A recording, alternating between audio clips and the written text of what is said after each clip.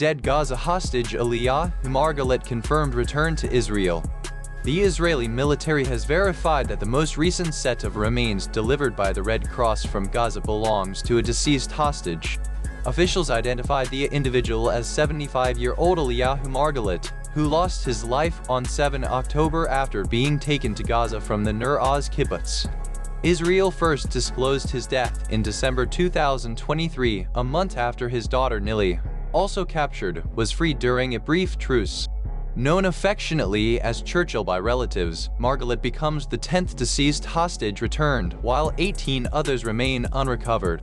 The Hostages and Missing Families Forum recalled him as a cowboy at heart, noting his long-time stewardship of a cattle operation and horse stables in Nur Oz.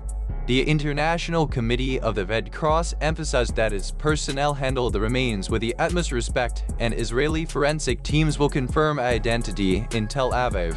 The episode has sparked anger across Israel, with many accusing Hamas of violating the ceasefire agreement that stipulated the return of all bodies, a charge the United States has tempered.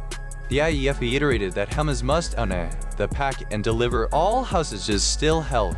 Hamas, for its part, insists it remains bound to the ceasefire, blaming Israeli bombardments that have reduced much of Gaza to rubble and barred heavy equipment needed for thorough searches. Under the U.S.-brokered truce, Israel released 250 Palestinian prisoners and 1,718 Gaza detainees. Following Hamas's claim of an inability to recover all remains, two senior advisors to former President Donald Trump said discussions were ongoing to progress to the next phase of the agreement.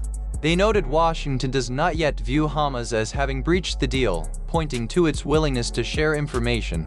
A leaked draft of the ceasefire text, published in Israeli outlets, suggested that not everybody would be immediately retrievable.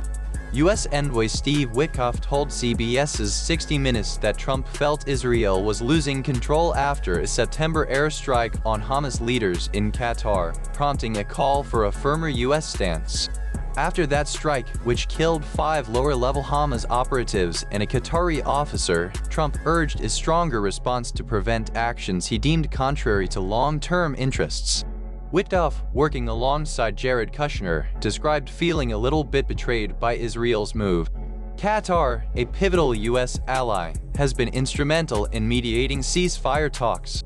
The broader conflict began with Hamas's 7 October 2023 assault, which killed roughly 1,200 Israelis in the south and seized 251 hostages. Since then, Gaza's Hamas-run health ministry reports at least 67